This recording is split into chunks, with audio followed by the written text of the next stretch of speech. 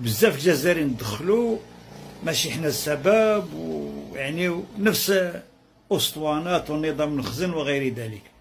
انا اليوم غادي نمشي لكم بالدليل القاطع بلي ان الجزائر اقسم رب العالمين ما اقول لكم هو الصح هي السبب في الهجره السريه الان، خاصه للافارقه حتى اكون واضحا، افارقه من البشره السوداء.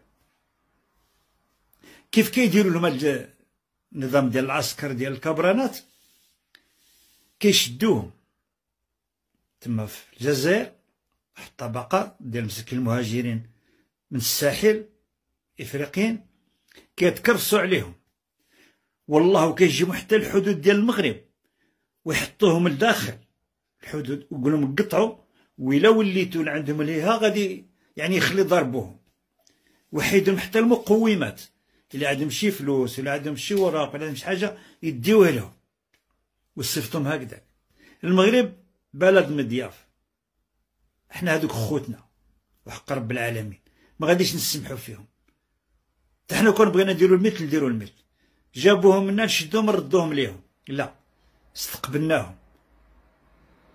وهنا كاين التضافر الشعبي مع الدوله، مع المحسنين كما اقول، وكل شيء كيتعاونوا باش يعني على الاقل نوفروا لهم المستلزمات الاولى. كاين اللي تجي مسكينه مرا حامله، كاين اللي يجيب ولادها، هادو معروفين، وخاصه كان الافارقه. انا على باش نكون انا واضح من هذا الميدان هذا، كتجيهم قريبه من هنا على طنجه، يعني المنيليه ولا سبته ولا هي معروفه.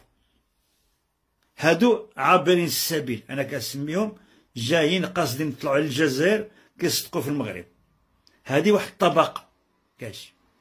الطبقه الثانيه واللي هي سياسيه وخطيره جدا، كتسمعوا لا مكان لها في الوجود، تيندوف ما كاين حتى دار، كان غير القياطن، مخيمات كما كنقولوا. الور هنا الجزائر كتلعب، كتجيبهم دير بهم السياسه تما كانهم مهاجرين ومن بلادهم الصحراء المغربيه وسمي ماشيت، ملي يكثر عليها الحمل تجيبهم افيك دي كاميو ميليتير وتحطهم نص الطريقه لحدود المغرب لداخل.